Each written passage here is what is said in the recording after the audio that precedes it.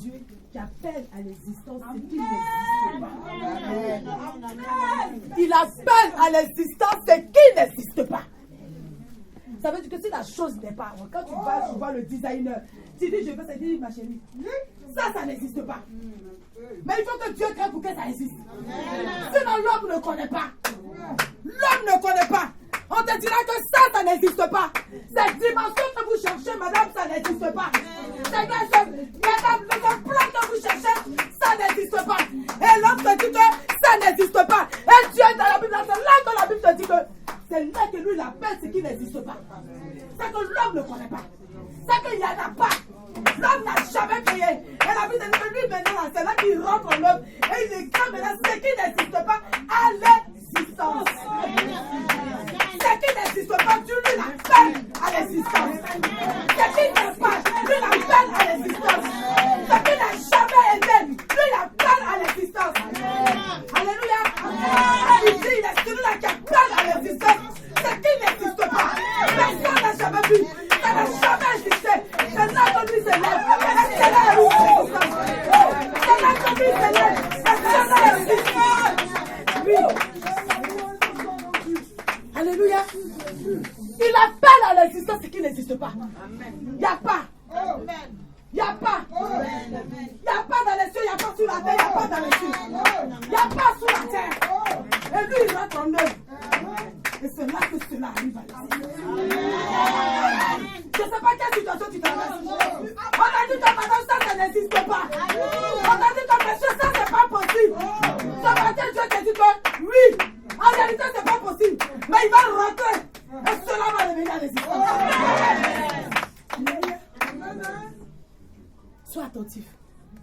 C'est pour ça qu'il te dit, prêtez l'oreille. Nation, car Dieu va parler. Je ne sais pas quelle situation tu traverses. Je ne connais pas ta vie. Mais je sais une chose. On t'a dit certainement que ça n'existe pas. On t'a dit certainement qu'il n'y a pas une loi pour contrecarrer. On t'a dit certainement qu'il n'y a pas un décret. On t'a dit certainement peut-être que non. Ça n'a jamais existé, madame. Parce que quand tu fais ça, viens te regarder. André, elle sort d'où?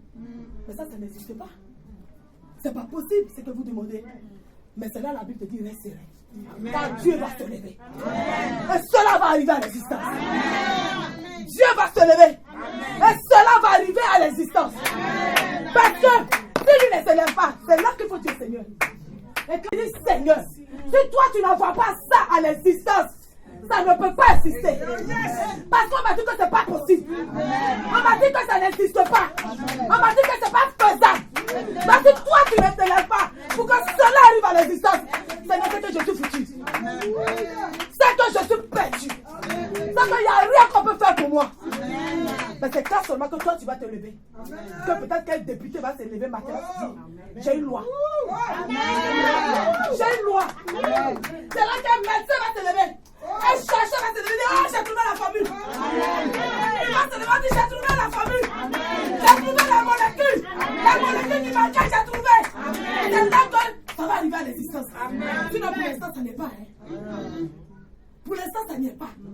Mais quand tu vas rentrer sur toi, tu vas t'asseoir.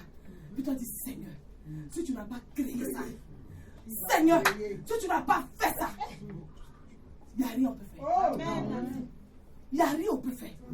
En cette fin d'année-là, si tu n'as pas touché ce préfet, ce député-là, Seigneur, cette loi-là, ça n'existe pas. Je ne peux pas quoi faire. Lève-toi pour que ça arrive à l'existence. Amen. Lève-toi pour que ça arrive à l'existence. Amen. Il appelle ce qui n'existe pas à l'existence. Amen.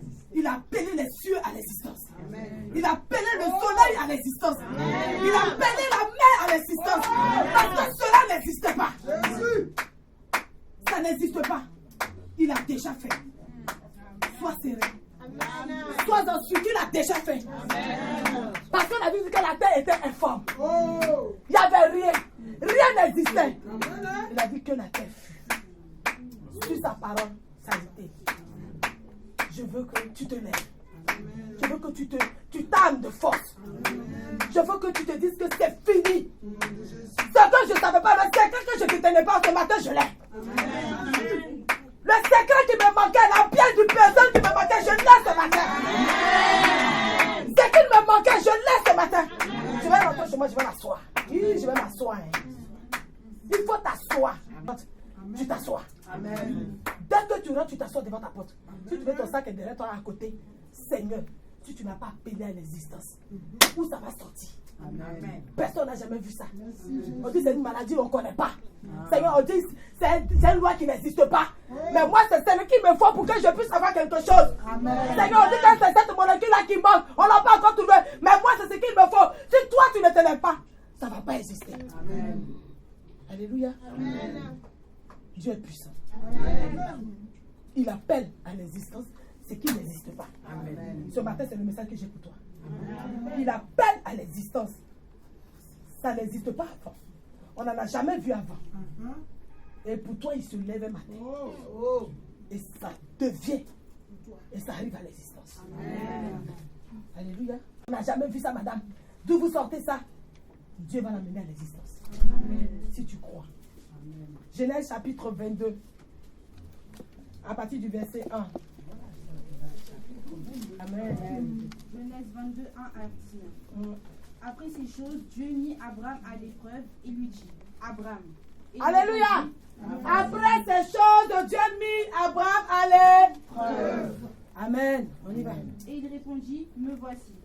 Dieu dit, prends ton fils, ton unique, celui que tu aimes, Isaac, va-t'en au pays de Morija, et là, offre-le en holocauste sur l'une des montagnes que je te dirai. Abraham se leva de bon matin, sella son âne et prit avec lui 2 serviteurs et son fils Isaac. Il fendit du bois pour l'holocauste et partit pour aller au lieu que Dieu lui avait dit. Le 3e jour, Abraham levant les yeux, vit le lieu de loin. Et Abraham dit à ses serviteurs, restez ici avec l'âne, moi et le jeune homme, nous irons jusqu'à là pour adorer et nous reviendrons auprès de vous. Abraham prit le bois pour l'holocauste, le chargea sur son fils Isaac et porta dans sa main le feu et le couteau. Et ils marchèrent tous deux ensemble. Alors Isaac parlant à Abraham, son père, dit, alléluia. Amen. Isaac parla à Abraham. Isaac parle à son père. Amen. Écoutez la suite. Son père dit, mon père. Et il répondit, me voici mon fils. Isaac reprit, voici le feu et le bois. Mais où est l'agneau pour l'holocauste? Alléluia. Amen. Voici le feu. Voici le bois, mais je ne vois pas d'agneau. Voici la situation, mais je ne vois pas devant. Voici le problème. J'ai la maison. J'ai les papiers, mais je n'ai pas de travail. J'ai le mari. J'ai la maison, mais je ne vois pas l'enfant. J'ai la maison. J'ai les enfants. Mais Seigneur, ils ne vont pas à l'école. Je vous dis, la maison de Dieu, tu dois demeurer dans la maison de Dieu jusqu'à la fin de ta vie. Amen. Jusqu'à la fin de ta vie. Amen. Parce que tu vas devenir grand-mère, il y aura tes petits-enfants. Tu vas prier pour qu'ils soient des hommes demain. Amen. Tu vas prier pour que ta génération soit encore demain. C'est pour cela qu'une personne, un enfant de Dieu ne doit pas se lasser. Vous dites non, j'ai la maison, j'ai le travail, j'ai les enfants, je suis arrivé. Tu n'es jamais arrivé. Amen. Tu n'es jamais arrivé. L'enfant dit à papa, papa dit oui. Il dit, je vois le bois, oui, je vois. Je vois aussi le feu. Mais il y a quelque chose que je ne vois pas. L'agneau, il est où? Celui-là qu'on va égorger pour donner à l'Éternel, il est où? Seigneur, tu m'as montré le monsieur, il est où? Seigneur, tu m'as montré le monsieur, il est où? Tu m'as montré un rêve quand je portais la grossesse, elle est où? Les enfants qui criaient dans ma maison en son, Seigneur, le bruit, il est où? Je vois l'agneau. Je vois le feu. Je vois le bois. On s'en va, toi et moi. Mais il y a quelque chose qui m'inquiète. Il n'y a pas d'agneau. Je ne vois même pas un coq. Ni une poule. Donc toi, ton sacrifice, ça c'est comment? Parce que là, ça n'existe pas. Quand que son père sont en train de bâcher, il n'y a pas d'agneau qui existe là. Ça n'existe pas.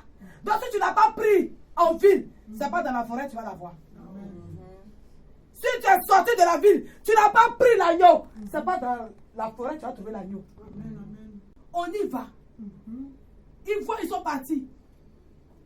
Ils connaissent ce qu'il faut pour adorer, pour offrir un holocauste. Mais il y a quelque chose qui les trigue. Ils ne voient pas d'agneau. Ils voient le feu sec. Ils voient la bûche. Ils voient le couteau. Mais il y a quelque chose qui l'inquiète. Est-ce que c'est lui qui va être sacrifié? Il répondit, mon fils, Dieu se pourvoira. Alléluia. Amen. Dieu se pourvoira. Dieu va l'appeler à l'existence. Dieu va créer une situation, on va trouver l'agneau. Amen. Dieu va créer. Dieu va pouvoir. C'est comme ça que chrétien doit parler. Amen. Oui, c'est vrai, maman. Pour l'instant, tu ne vois pas le mari. C'est vrai, je n'ai pas encore accouché. Mais je te dis une chose, Dieu pourvoira. Amen. Mon Dieu que je prie, il pourvoira. Amen. Et toi, tu feras mes enfants. Tu ne vas pas mourir, Dieu va te garder. Dieu pourvoira. Et Abraham va dire à son fils, Dieu pourvoira. Dieu se pourvoira lui-même de l'agneau pour l'Holocauste. Et ils marchèrent tous deux ensemble. Lorsqu'ils furent arrivés au lieu que Dieu lui avait dit, Abraham y éleva un autel et y rangea le bois. Il lia son fils Isaac et le mit sur l'autel par-dessus le bois. Puis Abraham étendit la main et prit le couteau pour égorger son fils. Alors un ange de l'Éternel appela des cieux et dit, Abraham, Abraham. Et il répondit, me voici. L'ange dit, n'avance pas ta main sur l'enfant et ne lui fais rien, car je sais maintenant que tu crains Dieu et que tu ne m'as pas refusé ton fils, ton unique. Amen. Abraham leva les yeux et vit derrière lui un bélier retenu dans un buisson. Acclame la parole. Amen. Alléluia. Abraham leva les yeux. Seigneur, je suis malade, je ne vois pas la guérison. Seigneur, voici le ministère, je ne vois rien. Tu vas lever les yeux. Parce qu'Abraham a déjà levé les yeux une fois quand il marchait à l'autre. Dieu m'a dit, lève les yeux, regarde. Quand ils se sont séparés, aujourd'hui encore, sacrifier son fils, Dieu lui dit, lève les yeux. Lève les yeux. Parce que celui qui pouvait rentrer en œuvre, celui qui appelle à l'existence ce qui n'existe pas, s'est levé pour que l'agneau existe. Il a déjà fait, je te dis. Il a déjà fait. Les cieux ont été créés. Il a déjà fait. Il a déjà fait. Toi seulement, accepte de te sacrifier. Accepte de te sacrifier. Accepte de te lever, de poser l'acte. C'est tout ce que Dieu attend de toi. Accepte de te sacrifier. Et ensuite tu pourvoiras. Dis oui, j'accepte de me sacrifier. Je vais me sacrifier. Abraham s'est levé le matin. Et pour commencer, il te dit, Dieu mit Abraham à l'épreuve. Dieu mit Abraham à l'épreuve. Pour appeler ce qui n'existe pas, il va te mettre à l'épreuve. Parce qu'il est grand. Parce qu'il est immense. Parce qu'il ne fait pas les petites choses. Donc il va te mettre à l'épreuve. Tu vas dire que c'est ma fin. Je ne peux plus. C'est là que ce qui n'existe pas. C'est là que ce décret va rentrer en jeu. C'est là que cette loi va être votée. C'est là que la main qui était là, elle va démissionner pour que quelqu'un vienne pour t'arranger. C'est après l'épreuve que Dieu va renverser la situation. Amen. Mais seulement accepte le sacrifice. Abraham leva les yeux et vit derrière lui un bélier retenu dans un buisson. Et Abraham alla prendre le bélier et l'offrit en holocauste à la place de son fils. Abraham donna à ce lieu le nom de Jéhovah-Jireh. C'est pourquoi l'on dit aujourd'hui à la montagne de l'Éternel, il sera pourvu. Amen. Il sera pourvu à la montagne de l'Éternel. Jéhovah-Jireh, celui qui pourvoit. Jéhovah-Jireh, celui qui pourvoit. Cette semaine-là, il est Jéhovah-Jireh. Cette semaine-là, il est Jéhovah-Jireh. Ce mois de novembre, il est Jéhovah-Jireh. Ce mois de novembre, il est Jéhovah-Jireh. Cette semaine, il est Jéhovah-Jireh. Il n'est pas votre Dieu. Il n'est pas l'Éternel des armées. Mais il est Jéhovah-Jireh. Il est Jéhovah-Jireh. Le Dieu qui pourvoit. Le Dieu qui pourvoit. C'est son nom tout ce mois de novembre. C'est son nom tout ce mois de novembre. Chrétien, tu n'aimes pas les épreuves, mais tu dois les aimer. Parce que Dieu va appeler à l'existence ce qui n'existe pas. Ce mois, il est Jéhovah-Jireh, le Dieu qui pourvoit. Donc tu dis, Seigneur, tu es Jéhovah-Jireh. Ce mois de novembre, toi et moi, on est ensemble, Jéhovah-Jireh. Ce mois de novembre, toi, on est ensemble, on est Jéhovah-Jireh. Parce que tu vas pouvoir. Parce que tu vas appeler à l'existence ce qui n'existe pas. Ce qui n'a jamais existé va exister ce mois de novembre. Parce que c'est toi qui l'appelles à l'existence.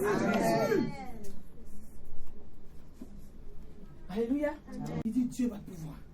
À ton enfant, déjà, tu lui donnes la confiance, la foi. Tu communiques la foi à cet enfant.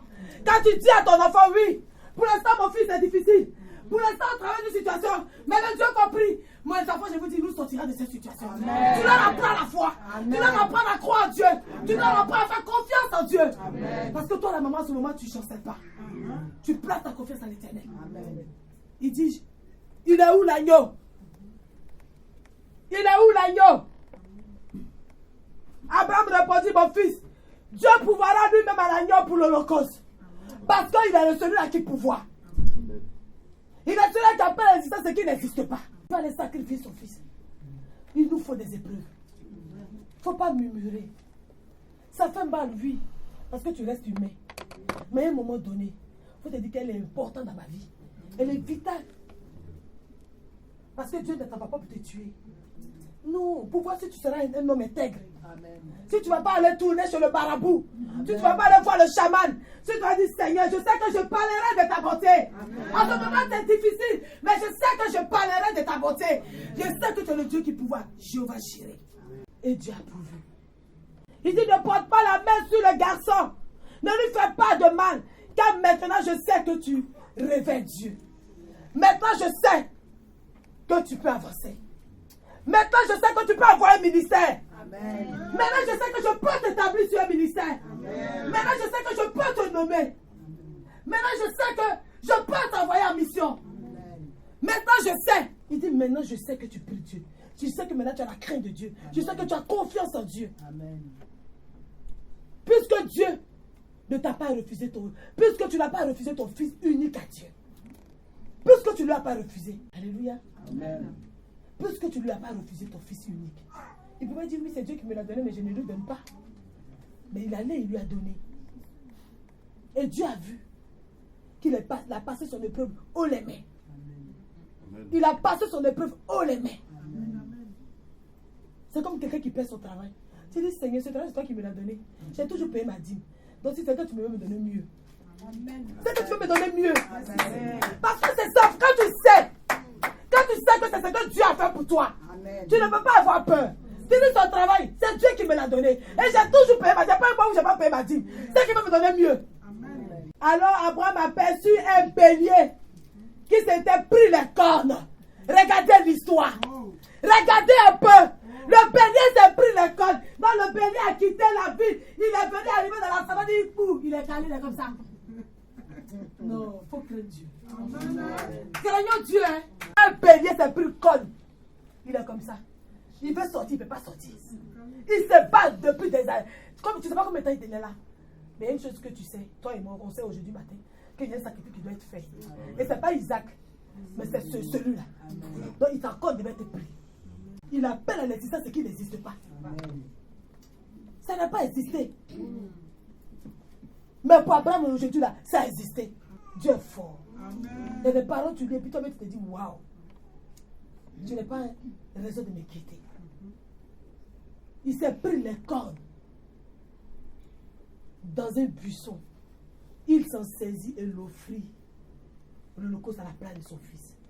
Abraham appela ce lieu Adonai Jireh, le Dieu pourvoira. C'est pourquoi on dit aujourd'hui sur la montagne du Seigneur, il sera pourvu. Tu as la montagne de Sion, ici tu vas voir pour toi. Amen. Ici là, tu seras pourvu, tu vas voir. Amen. Moi je te dis ici, tu vas voir. Amen. Ici à la montagne de Sion, tu vas voir. Si tu marches comme Dieu te demande, tu l'auras. Amen. Tu l'auras. Parce que ce n'est pas un homme compris ici. Ce n'est pas une divinité, c'est l'Éternel des armées. Amen. Le Dieu qui pourvoit. On dit sur la montagne. Il faut dire Seigneur.